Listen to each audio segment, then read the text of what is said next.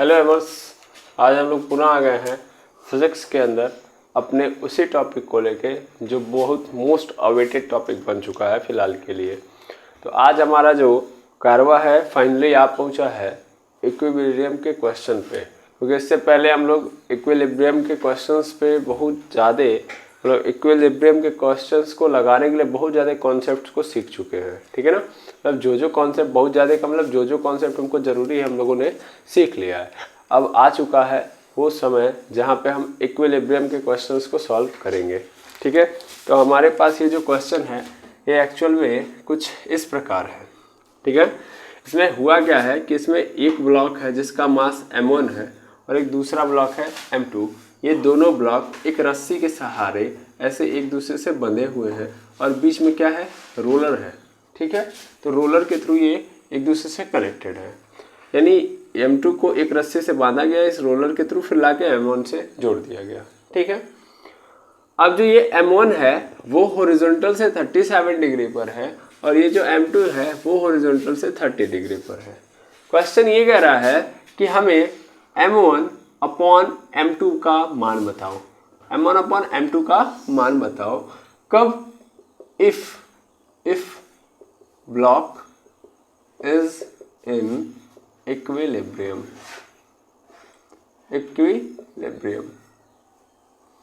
तो अगर ब्लॉक हमारा इक्विलिब्रियम में है तो फिर हमें ये बताओ कि m1 और m2 का रेशियो क्या होगा। क्वेश्चन हमारा यही है, यानी इसने पहले ही बोल दिया है कि इक्विलिब्रियम स्टेट है। इक्विलिब्रियम स्टेट का मतलब ये m1 और m2 जिस जगह पे है उसी जगह पे स्थित है, यानी ये इससे ऐसे लटका हुआ है और ये भी इससे लटका हुआ है और दोनों के दोनों एक जगह पे स्थित है, यानी इनके ऊपर भले फोर्सेस लग रहे हैं लेकिन ये कहीं भी मूव नहीं कर रहे हैं। कहने का अर्थ ये है, दैट मीन्स ये भी रेस्ट में है और ये भी रेस्ट में है। क्लियर? तो हमसे m1 और m2 का रेशियो पूछ रहा है। अब इस क्वेश्चन को कैसे किया जाए सर, तो बड़ा इजी हो जाएगा अगर आप पिछले जितने भी कॉन्सेप्ट है समझे होंगे तब, है ना। हम लोग क्या करेंगे, हम लोग यहाँ से एक ट्रायंगल का फॉर्मेशन कर देंगे, ऐसे अगर हम करें तो कर सकते हैं। और फिर चूंकि दो ब्लॉक्स हैं तो हम यहाँ से दोनों को अलग अलग कर सकते हैं बिल्कुल। चलिए, अगर मैं सबसे पहले m1 वाले पोर्शन को लूँ, m1 वाले पोर्शन को, तो मैं m1 वाले पोर्शन को यहाँ पे अलग करता हूँ और सबसे पहले इसका हम लोग देखेंगे, इस पे लग रहे सभी फोर्सेस को देखेंगे। सिंपल मतलब है। तो देखिएगा यहाँ पे 37 डिग्री यहाँ पे है m1, है ना, और ये रस्सी से इधर की ओर बंधा हुआ है। तो रस्सी से बंधा हुआ है तो 100% कौन सा फोर्स लगेगा, इधर की ओर टेंशन फोर्स। इधर की ओर कौन सा फोर्स होगा, टेंशन फोर्स। देखिए यहाँ से ये m1 को रस्सी से बांधा गया तो इधर की ओर टेंशन फोर्स होगा, है कि नहीं है। और ध्यान से देखेंगे तो वही टेंशन फोर्स इधर भी होगा, क्योंकि रस्सी सेम है तो रस्सी में तो टेंशन फोर्स हमेशा रहेगा। ये टेंशन फोर्स के कारण ये m1 इधर की ओर रुका हुआ है, जबकि यहाँ पे देखोगे m2 को, तो m2 को भी किसी ने रोका हुआ है तभी तो यहाँ पे रुका हुआ है। इसका मतलब इधर की ओर रस्सी ने रोका हुआ तो इधर की ओर क्या है आपका, टेंशन फोर्स।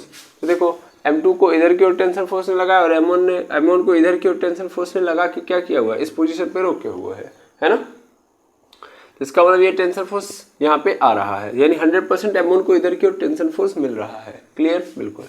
अब आगे बात करते हैं, चूंकि ये m1 है, m1 मतलब मास है, मास के कारण क्या होगा, यहाँ पे नीचे की ओर धरती मैया लगेंगी, यानी धरती मैया क्या लगेंगी, m1g। इन धरती मैया कौन सा फोर्स लगाएंगी, m1g। ये एक इंक्लाइंड प्लेन पे रखा हुआ है, तो प्लेन यानी सरफेस पे अगर कोई भी ब्लॉक रखा जाएगा तो दबाएगा और दबाने के कारण उसको ब्लॉक उसके ऊपर एक फोर्स लगाएगा और उसको क्या बोलते हैं, नॉर्मल। तो इधर की ओर नॉर्मल लग गया। ठीक है, और हम लोगों ने कल ही कहानी पढ़ी है कि इस m1g को अगर मैं देखूं तो ये m1g के दो कंपोनेंट होंगे। कितने कंपोनेंट होंगे, दो कंपोनेंट। अब वो दो कंपोनेंट कौन से होंगे, एक तो इस डायरेक्शन में होगा और एक तो इस डायरेक्शन में होगा। और ये जो 37 डिग्री है वही 37 डिग्री इस वाले कॉन्सेप्ट के साथ बनाएगा ये m1g, है ना।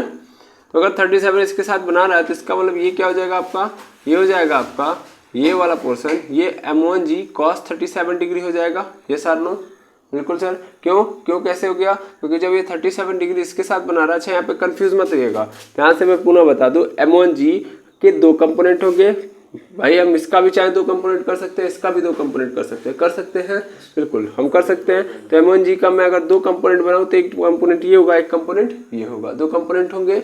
अब उन दोनों कंपोनेंट में से हमको देखना होता है कि एंगल कहाँ पे क्रिएट हो रहा है। तो एंगल एक्चुअल में कहाँ क्रिएट हो रहा है, यहाँ पे। हम लोगों ने इसके बारे में कल चर्चा की थी।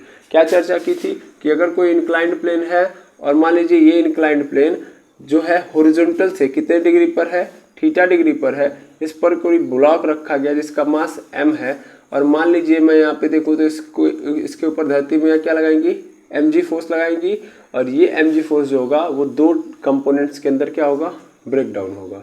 ठीक है ना। तो इसका कौन सा कंपोनेंट जो वर्टिकली कंपोनेंट है वो इस m1 के साथ सॉरी mg के साथ क्या लगाएगा, जो फोर्स लगाएगा उसके साथ ये भी क्या बनाएगा, थीटा एंगल ही बनाएगा। यानी यहाँ पे जो एंगल बनेगा वही एंगल यहाँ पे बनेगा। और आपको पता है कि हम जिसका कंपोनेंट निकालते हैं वो जिसके साथ फोर्स मतलब जिसके साथ थीटा एंगल बनाता है वो वाला कंपोनेंट क्या हो जाता है आपका mg cos थीटा, और जिसके साथ ये नहीं एंगल बनाया यानी इस फोर्स ने इस कंपोनेंट के साथ थीटा बनाया तो mg cos थीटा, इस कंपोनेंट के साथ नहीं बनाया है तो ये क्या हो जाता है mg sin थीटा। सेम वही तरीका पैतरा यहाँ आजमा रहे हैं हम। ठीक है, कि यहाँ पे m1g cos 37 जबकि यहाँ पे क्या हो जाएगा आपका mg sin 37 डिग्री हो जाएगा बिल्कुल। अच्छा चलिए ठीक है। अब अगर ध्यान से आप देख पा रहे हो तो इस ब्लॉक के ऊपर 4 फोर्सेस लग रहे हैं। अब इस ब्लॉक का हम FBD बना सकते हैं, बिल्कुल सर। इस ब्लॉक का FBD बनाइए, ध्यान से देखेंगे तो इस ब्लॉक को ऐसे इंक्लाइंड प्लेन है, ऐसे सीधा हम लोग कर लेते हैं। ठीक है ना, ये ब्लॉक रखा मैंने। अब थोड़ा अच्छे से ऑब्जर्व करिएगा, क्योंकि हम लोगों ने क्या कर लिया, हम लोगों ने रिजोल्यूशन ऑफ वेक्टर से जितने भी फोर्सेस है सब निकाल लिए इस ब्लॉक के ऊपर। तो इस ब्लॉक के ऊपर ध्यान से देखोगे तो मैं इस ब्लॉक को अगर सीधा करूं, सबसे पहले इसके ऊपर की ओर कौन सा फोर्स लग रहा है, नॉर्मल। देखिए ऊपर की ओर कौन सा फोर्स लग रहा है, नॉर्मल। और इस नॉर्मल के जस्ट ध्यान से देखा जाए तो इस नॉर्मल की तरह ही यानी इस नॉर्मल के अपोजिट डायरेक्शन में कौन सा फोर्स लग रहा है, m1g cos 37 डिग्री लग रहा है कि नहीं लग रहा है, बिल्कुल। उसी तरीके से इस डायरेक्शन में यानी इस डायरेक्शन में देखा जाए तो कौन सा फोर्स लग रहा है, तो वो लग रहा है m1g sin 37 डिग्री। और इस m1g sin 37 डिग्री को हैंडल कौन किया हुआ है, टेंशन। ठीक है, हाँ या ना। चलो मैं इसी को ऐसे कर दिया हूँ बस, और कुछ नहीं किया हूँ। मैं एक बार देख लेता हूँ, दिखाई दे रहा है बिल्कुल। यानी इस m1 के ऊपर देखो, ये m1 को नॉर्मल ऊपर की ओर लेके जाना चाहता था, लेकिन नीचे की ओर कौन लग गया था भैया, m1g cos 37। अगर आप सही तरीके से देखोगे तो सही तरीके से नहीं बना है, ये एक्चुअल में सेम टू सेम है। ठीक है ना, सेम टू सेम ऐसे ही है। जिस अपोजिट डायरेक्शन में नॉर्मल है उसके अपोजिट डायरेक्शन में m1g cos 37 है। ठीक है, यानी नॉर्मल को किसने बैलेंस कर दिया है, m1g cos 37। कैसे बोल रहे हो सर, ब्लॉक इक्विलिब्रियम में है। और अगर ब्लॉक इक्विलिब्रियम में है तो इसका मतलब ना ब्लॉक ऊपर जा रहा है ना नीचे जा रहा है। तो इसका मतलब ब्लॉक को बैलेंस, ब्लॉक क्या है, ब्लॉक के ऊपर y डायरेक्शन के अंदर क्या है, फोर्सेस बैलेंस है। इसका मतलब मेरा जो नॉर्मल है वो नॉर्मल किसके बराबर है, तो वो है m1g cos 37 डिग्री। ठीक है, ये इक्वेशन नंबर 1। ठीक, उसी तरीके से इस वाले का देखो। अब ध्यान से ये देखना, तो यहाँ पे क्या होगा कि जैसे अब मेरा ब्लॉक क्या इधर की ओर मूव कर रहा है, नहीं मूव कर रहा है सर। तो नहीं मूव कर रहा चूंकि फोर्स तो लगा है, तो इसका मतलब इस टेंशन ने, मतलब जितना इधर इसने लगाया उतना टेंशन ने इसको खींच के रखा हुआ है। इसका मतलब मेरा जो टेंशन है वो किसके बराबर है, टेंशन है मेरा m1g sin 37 डिग्री के। ये सर नो, हाँ या ना। तभी तो ना ब्लॉक इधर जा रहा है ना ब्लॉक इधर जा रहा है, क्योंकि इक्विलिब्रियम का मतलब जहाँ पे है वहीं पे रहेगा। इसका मतलब जितना फोर्स m1g sin 37 डिग्री इधर की ओर लगा रहा है उतना टेंशन ने उसको उधर की ओर खींच लिया। इसका मतलब यहाँ पे क्या है, ये वाला पोर्शन भी बराबर है। ठीक है, आई होप समझ में आ गया होगा। ठीक, तो ये यहाँ तक समझिए। हम लोगों ने क्या किया, हम लोगों ने इस ब्लॉक को लिया, इस ब्लॉक के अंदर जितने भी फोर्सेस हैं उन सबको देख लिया, फोर्सेस का रिजोल्यूशन ऑफ वेक्टर भी देख लिया, मतलब रिजोल्यूशन भी कर लिया। रिजोल्यूशन करने के बाद क्या बनाया, FBD बना लिया और FBD बनाने के बाद यहाँ से कुछ रिजल्ट देख लिए। ठीक है, आई होप क्लियर हो गया होगा। ये तो हम लोगों ने M1 ब्लॉक पे देखा, अब ऐसे ही हम किस पे देखेंगे, M2 ब्लॉक पे। तो चलिए आइए देखते हैं हम लोग M2 ब्लॉक के ऊपर। तो मैं यहाँ से मिटा रहा हूँ और आगे देखते हैं हम लोग M2 ब्लॉक के ऊपर। तो यहाँ से देखेंगे हम लोग M2 ब्लॉक की स्थिति। तो M2 ब्लॉक की स्थिति हमारी कुछ ऐसे बन रही है, अगर ध्यान से देखेंगे आप तो M2 ब्लॉक ये बन रहा है आपका, ठीक है, ये M2 है, ऐसे रखा गया और यहाँ पे क्या है 30 डिग्री है, ठीक है। चलिए पुनः देखते हैं हम लोग। तो हम जानते हैं ये M2 है और M2 के ऊपर भी इस साइड में क्या लग रहा है, टेंशन फोर्स, क्योंकि रस्सी इसको खींच के इधर की ओर रखी हुई है। तो टेंशन फोर्स इधर की ओर रखा लग रहा है। धरती में या ऑलरेडी नीचे की ओर फोर्स लगाएंगे, वो कौन सा फोर्स लगाएंगे, M2G फोर्स लगाएंगे। अच्छा, उसके बाद फिर क्या होगा, इस M2G के दो कंपोनेंट होंगे। कितने कंपोनेंट होंगे, दो, एक तो इस डायरेक्शन में और एक तो इस डायरेक्शन में, है ना। दोनों कंपोनेंट एक दूसरे के परपेंडिकुलर होंगे और जो यहाँ पे लग रहा है वही वर्टिकल के साथ ये M2G भी लगाएगा, यानी 30 डिग्री के एंगल पे ही यहाँ पे ये दूसरा वाला फोर्स इसका लग रहा होगा वर्टिकल, ठीक है। तो इसका मतलब मैं अगर इस M2G का कंपोनेंट निकालूं तो क्या हो जाएगा भैया, M2G cos 30 डिग्री हो जाएगा, जबकि इस डायरेक्शन में क्या हो जाएगा, M2G sin 30 डिग्री। हाँ या ना, बिल्कुल, यानी M2G sin 30 डिग्री और इधर क्या हो जाएगा, M2G cos 30 डिग्री। बहुत बेसिक कॉन्सेप्ट है या ना, बिल्कुल सर। अब ध्यान से देखना, ये सरफेस पे रखा गया है तो सरफेस इसको दबाएगा, तो सरफेस किस फोर्स के कारण दबाएगा, नॉर्मल केस के कारण। तो यहाँ पे क्या आएगा, नॉर्मल। लेकिन एक क्वेश्चन है मेरा, एक बात बताओ सर, यहाँ पे M1 के ऊपर भी नॉर्मल लगेगा, M2 के ऊपर भी नॉर्मल लगेगा, क्या ये नॉर्मल दोनों जगह सेम रहेगा, n ही रहेगा? नहीं भाई, इसका मास कुछ और होगा तो ये किसी और फोर्स के कारण दबा रहा होगा, जबकि ये इसका मास कुछ और होगा तो ये किसी और फोर्स के कारण दबा रहा होगा। यानी इनका जो क्या है नॉर्मल है वो सबका क्या होगा, अलग होगा। इसलिए हम पहले ब्लॉक के लिए N1 मान लेंगे और दूसरे ब्लॉक के लिए क्या मान लेंगे, N2। क्लियर है, बिल्कुल। अब फिर से इसका FBD बनाओ। FBD बनाने के लिए इसको सीधा लेके आओ, तो सीधा ला दिया। अब ये M2 है, अब M2 के नीचे ध्यान से देखना, ये एक फोर्स लग रही है। देखो अब हम कभी भी, एक बात मैं समझा दूँ, जब मैंने इस फोर्स का कंपोनेंट ले लिया तो अब हम इसकी बात नहीं करते हैं, हम लोग इसके कंपोनेंट की बात करते हैं, ठीक है ना। तो यहाँ पे FBD के अंदर हम कंपोनेंट लेंगे, ना कि ये पुनः उसी फोर्स को। तो ध्यान से देखेंगे तो सबसे नीचे मतलब नीचे की ओर क्या लग रहा है, नीचे की ओर लग रहा है M2G cos 30 डिग्री, जबकि ऊपर की ओर क्या लग रहा है, ऊपर की ओर लग रहा है N2।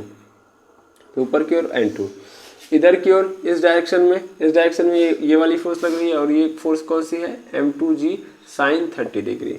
जबकि इस डायरेक्शन में कौन सी फोर्स लग रही है, इस डायरेक्शन में लग रही है टेंशन फोर्स। टेंशन फोर्स देखो दोनों पे सेम होगी, ठीक है। चलो अब मैं पुनः यहाँ से इक्वेशन बनाऊँ, ये दो इक्वेशन तो अलग से हो गए। यहाँ पे देखना, यहाँ पे मैं अगर बनाऊँ तो मुझे दिख रहा है कि जो N2 है उसने बैलेंस किया होगा M2G cos 30 डिग्री को। अगर नहीं बैलेंस किया होता भैया तो ये ब्लॉक ऊपर या नीचे मूव कर गया होता, ठीक है। तो यानी यहाँ पे इक्विलिब्रियम होने का मतलब ना ऊपर जा रहा है ना नीचे, तो इसका मतलब 100% श्योर है कि N2 M2G के बराबर हो गया होगा, ठीक। फिर इसी तरीके से ये देखा जाए तो ब्लॉक ना इधर मूव किया है ना इधर मूव किया है, इसका मतलब इस साइड में भी इक्विलिब्रियम में है। इसका मतलब जो टेंशन है वो बराबर है M2G sin 30 डिग्री के, है ना, sin 30 डिग्री के। और ये क्या बन गया मेरा इक्वेशन नंबर 4, ठीक है।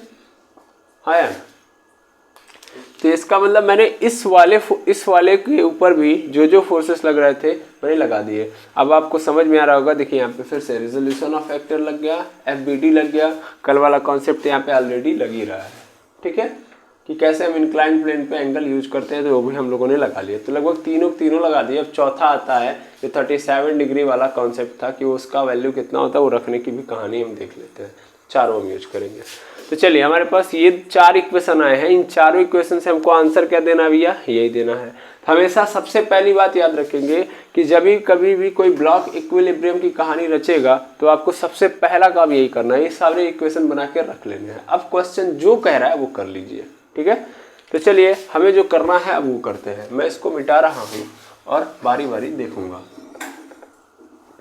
चलिए देखिएगा, मुझे क्या चाहिए भैया, M1 और M2 का मान चाहिए, रेशियो चाहिए। तो एक बात ध्यान से देखो, इक्वेशन नंबर 1 में n1 है और n1 m1g cos 37 के बराबर है, जबकि इक्वेशन नंबर 3 में n2 जो है वो m2g cos 30 डिग्री के बराबर है। तो इनके बीच में तो कोई रिलेशन नजर नहीं आ रहा है, कोई रिलेशन है नहीं। लेकिन यहाँ पे देखो, यहाँ पे लिख रहा है कि यहाँ पे इक्वेशन नंबर 2 में कि जो टेंशन है वो m1g sin 37 डिग्री के बराबर है, जबकि इक्वेशन नंबर 4 में बोल रहा है कि जो टेंशन है वो m2g sin 30 डिग्री के बराबर है। इसका मतलब यहाँ पे टेंशन तो बराबर है ना, है कि नहीं है? टेंशन तो दोनों जगह आ रहा है ना। तो यहाँ पे मैं क्या करूँगा, इस टेंशन की जो वैल्यू है इक्वेशन नंबर 2 में उसको मैं कहाँ पुट कर दूंगा, इक्वेशन नंबर 4 में। तो पुट कर दो, यानी मैं यहाँ पे लिख सकता हूँ कि इसके जगह पे पुट कर रहा हूँ मैं कि m1g sin 37 degree is equal to क्या हो जाएगा, m2g sin 30 degree is equal to t। मतलब ये दोनों क्या है, t ही तो है, हाँ या ना? बिल्कुल। अब मुझे क्या चाहिए, m1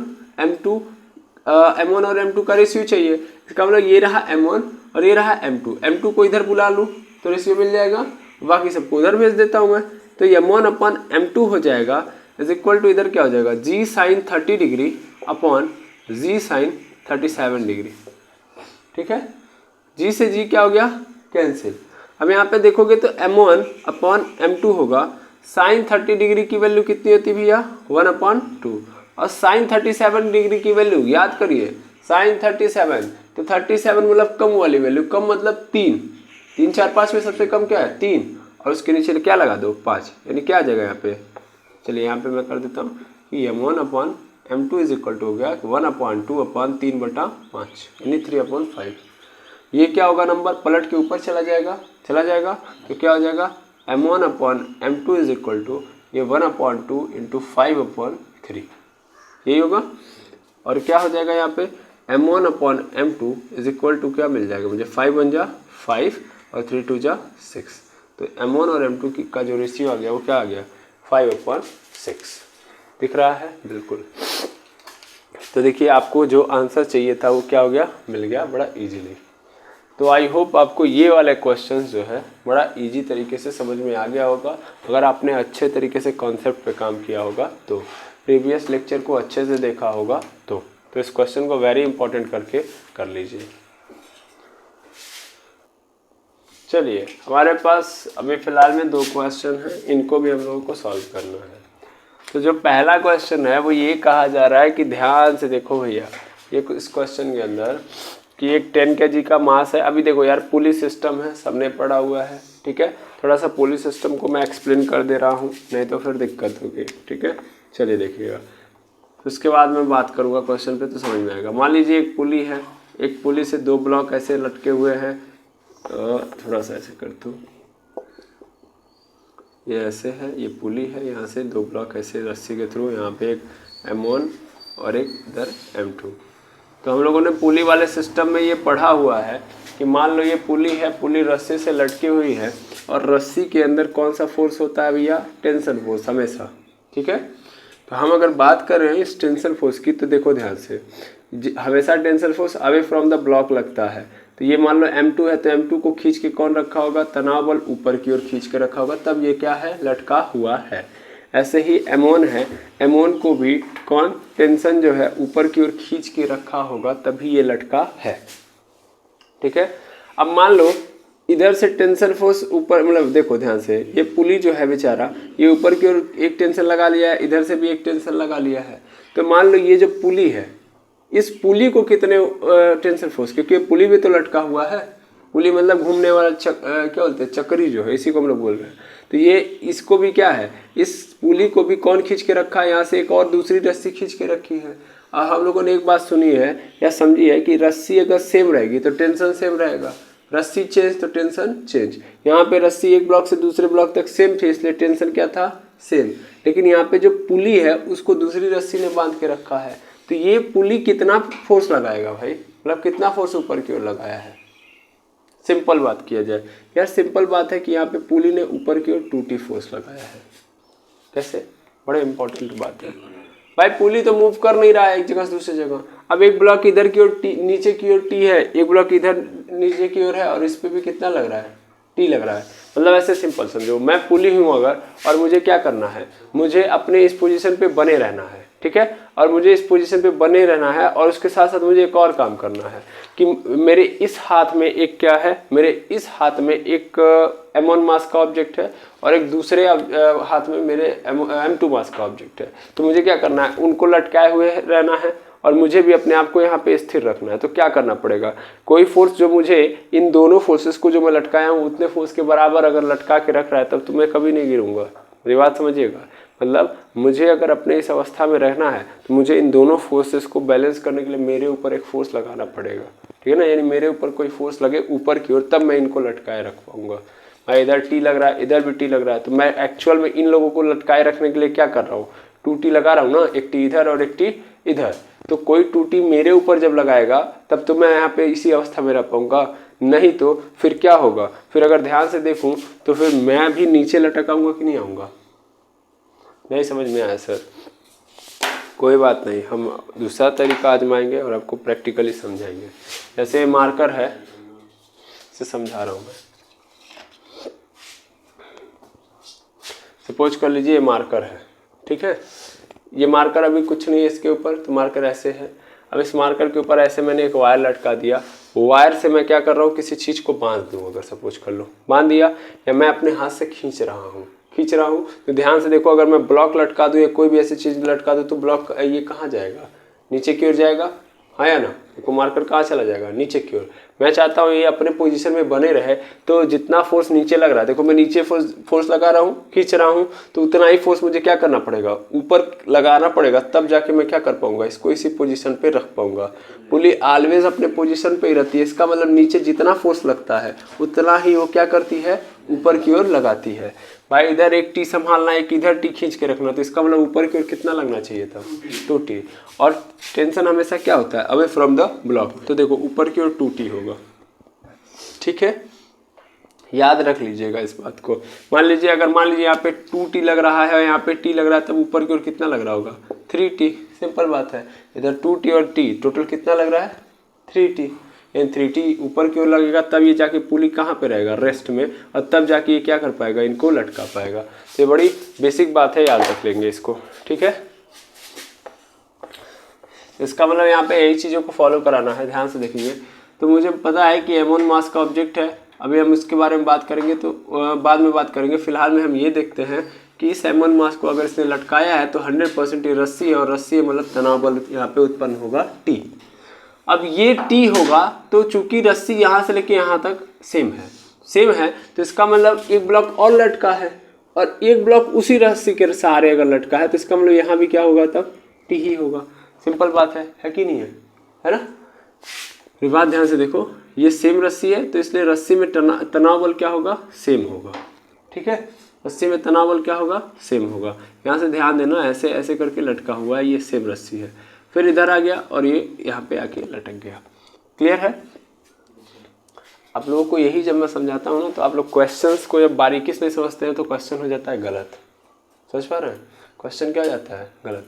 ये बिल्कुल गलत है। कैसे रस्सी सेम है, how do you say that कि ये जो 10 kg का ब्लॉक है वो सेम रस्सी से लटका हुआ है।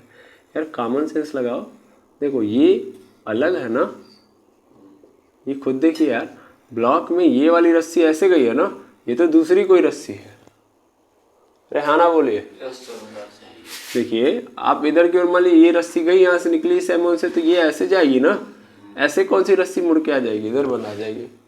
यानी यहाँ पे ये रस्सी क्या है, दूसरी है। यहाँ से ये बात अच्छे से समझ लीजिए, यहाँ पे ये रस्सी क्या है, वो रस्सी नहीं है जो रस्सी आप सोच रहे हो, ध्यान देना, ठीक है।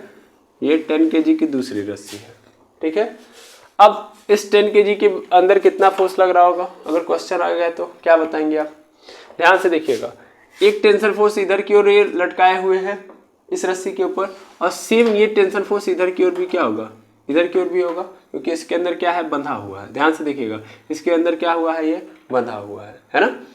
फिर से देखो यार, ये टेंशन फोर्स ऊपर की ओर, फिर ऐसे ये टेंशन यहाँ भी इतना होगा। यानी देखो ध्यान से, तो ये जो पुली है, इन पुलिस को या इस रस्सी के ऊपर या देखा जाए तो दो, सॉरी वो स्टैंड थोड़ा सा हाथ से लग जाने से हिल गया है, मैं माफ़ी चाहूँगा। मैं पुनः बता दूं, यहाँ पे टी लग रहा है ऊपर की ओर और यही टी यहाँ भी लग रहा है, दो जगहों पे ये टी लग रहा है इस रस्सी के अंदर, दो जगह पे, एक तो इधर की ओर, तो मतलब ये ब्लॉक नीचे की ओर लटका हुआ है तो एक टी इधर हैंडल करना पड़ा ऊपर की ओर। ऐसे ही इस हिंज से अपने आप को बचाने के लिए, सॉरी, इस हिंज से फिक्स करने के लिए ऊपर की ओर हमको क्या करना पड़ा है, टेंशन फोर्स लगाना पड़ा है। तो एक्चुअल में रस्सी के ऊपर कितना फोर्स लग रहा है, टोटल टेंशन फोर्स लग रहा है टी। अच्छा ऐसे समझो, अभी फिर से समझ लो।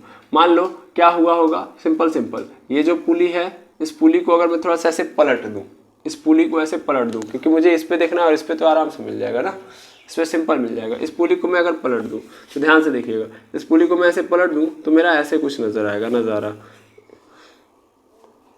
एक इधर एक इधर, और ये वाला आके दूसरे पुली से मिल गया है और ये वाला हिंज से जाके कनेक्टेड है ना। तो अगर ये इस पुली से कनेक्टेड है तो इसका मतलब टेंशन फोर्स इधर लगेगा, है ना, और फिर इधर भी एक टेंशन फोर्स ऊपर की ओर लगेगा, सिंपल। और यहाँ से ऊपर की ओर कौन लटका हुआ, 10 kg का मास लटका हुआ, तो 100% यहाँ पे क्या आ जाएगा, 2T। वही काम किया हूँ मैं, इधर की ओर मान लो टेंशन फोर्स होगा, फिर से देखो, चूंकि यहाँ पे ये रस्सी क्या हुआ है, इसको लटकाए हुए नहीं है, इस पुली को लटकाए हुए है, तो यहाँ पे टेंशन फोर्स होगा कि नहीं होगा, इस डायरेक्शन में T। और फिर इसी तरीके से इधर भी होगा, टेंशन फोर्स T होगा, तो इधर क्या हो जाएगा, इस रस्सी के अंदर कितना हो जाएगा, 2T। यस और नो। यहाँ पे T है तो ये T तो यहाँ भी T ही रहेगा, कुछ नज़र अलग तो होने वाला है नहीं। हाँ, यहाँ पे पूछा जाए तो कितना होगा, यहाँ पे पुनः 2T हो जाएगा, चलिए ठीक है। तो इसका मतलब यहाँ से बातें आपकी क्लियर हो गई होंगी, समझ में आ गया होगा तो अच्छी बात है, नहीं समझ में आया तो फिर से हम समझा देंगे, टेंशन मत लीजिएगा। तो यहाँ से अब जब मुझे ये मिल गया तो अब बाकी आप क्या कर सकते हो, अब बाकी कुछ करना ही नहीं है। इस 10 kg के मास पे 10 kg के ब्लॉक पे क्या लग रहा होगा, धरती में लगा रही होंगी फोर्स, बिल्कुल। तो वो कितना लगा रही होंगी, तो mg लगाती हैं वो, mg मतलब यहाँ पे m का मान पता है 10 और g का मान लेता हूँ 10, तो 10 दाम में 100, यानी धरती में कितना फोर्स लगा रही है नीचे की ओर, 100 न्यूटन। ऐसे ही मास का जो ऑब्जेक्ट है इसके ऊपर भी क्या लग रहा होगा, mg लग रहा होगा, है ना। अच्छा, मुझे एक चीज़ नज़र आ रही है कि देखो यार, धरती में यह कितने फोर्स के साथ चल रही हैं, 100 न्यूटन के फोर्स के साथ चल रही है, और इस ब्लॉक को टेंशन फोर्स कहाँ की ओर खींच के रखा है, ऊपर की ओर 2T। सर कैसे कर दिया आपने, फिर से समझना। देखो यार, इसके रिस्पेक्ट में देखोगे तो 2T नीचे की ओर लग रहा होगा, अरे यार बोलो, नीचे की ओर लग रहा होगा पुली के रिस्पेक्ट में, है ना।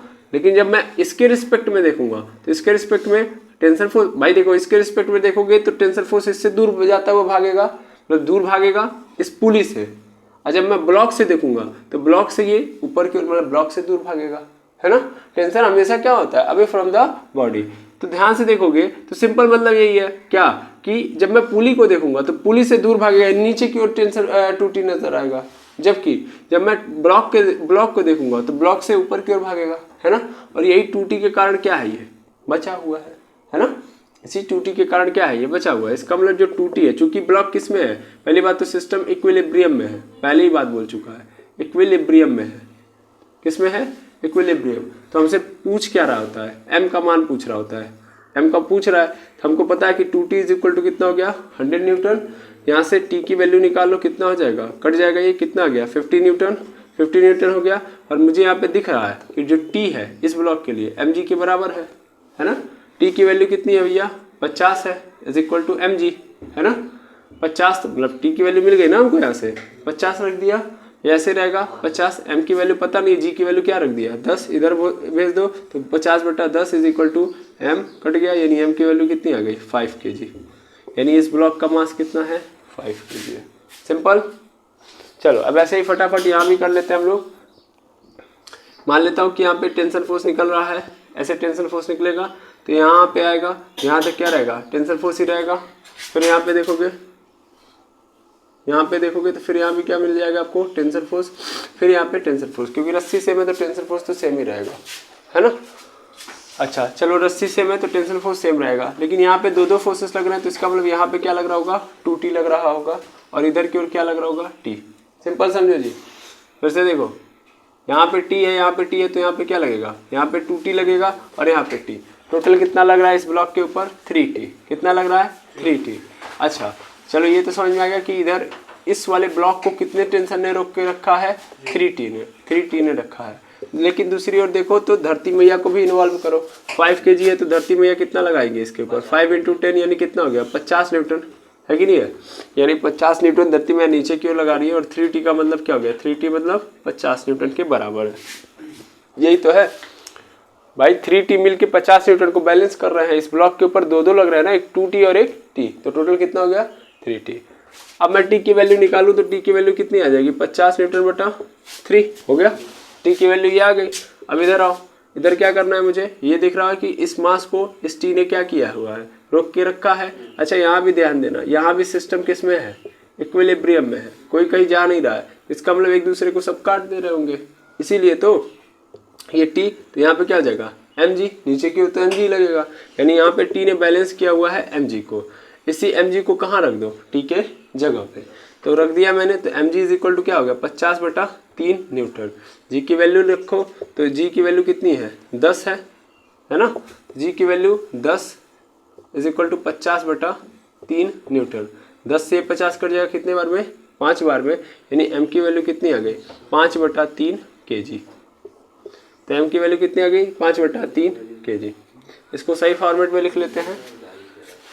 सही फॉर्मेट में अगर लिख लेते हैं, हाँ 15 दहा में 150। एक्चुअल में ना इस ब्लॉक की आप ये करिए, इसको 15 किलोग्राम कर लीजिए, ठीक है। 15 किलोग्राम करेंगे तो 150 न्यूटन हो जाएगा। 150 न्यूटन हो जाएगा तो यहाँ से आप 150 में आइए, 3 से काट दीजिए, कितना आ जाएगा 50। थोड़ा सा इजी करने के लिए मैं ऐसा कर रहा हूँ, ठीक है। यहाँ पे कितना आ जाएगा आपके पास, टी के पास 50 न्यूटन, ताकि आपको अच्छा आंसर मिल जाए, ठीक है। अब देखो यहाँ पे इजी, अब मैं टी की वैल्यू रख दूँ यहाँ पे mg, तो mg इज इक्वल टू कितना हो गया 50 न्यूटन। m की वैल्यू निकालना है, g की वैल्यू 10, 50 न्यूटन 10 को उधर कर दो तो m इज इक्वल टू 50 बटा 10 और m की वैल्यू कितनी आ जाएगी 5 kg। तो यानी इसकी वैल्यू कितनी होगी तब 5 kg, ठीक है। ये न्यूटन नहीं रहेगा, ध्यान से देखो। न्यूटन का मतलब क्या होता है, न्यूटन का मतलब होता है kg इंटू मीटर पर सेकेंड स्क्वायर होता है, kg इंटू मीटर पर सेकेंड स्क्वायर। जबकि ये जो 10 लेके आए हुए क्या एक्सीलरेशन है, यानी ये है मीटर पर सेकेंड स्क्वायर। मीटर पर सेकेंड स्क्वायर से मीटर पर सेकेंड स्क्वायर खत्म, क्या बचेगा kg बचेगा। तो आई होप आपको ये पूरे के पूरे क्वेश्चन समझ में आ गए होंगे इक्विलिब्रियम पे, ठीक है। अब इक्विलिब्रियम पे बेस्ड आप क्वेश्चन को करेंगे और मिलते हैं नेक्स्ट वीडियो में। थैंक यू वेरी मच एमस। कोई भी डाउट हो तो कमेंट सेक्शन में ज़रूर बताएंगे।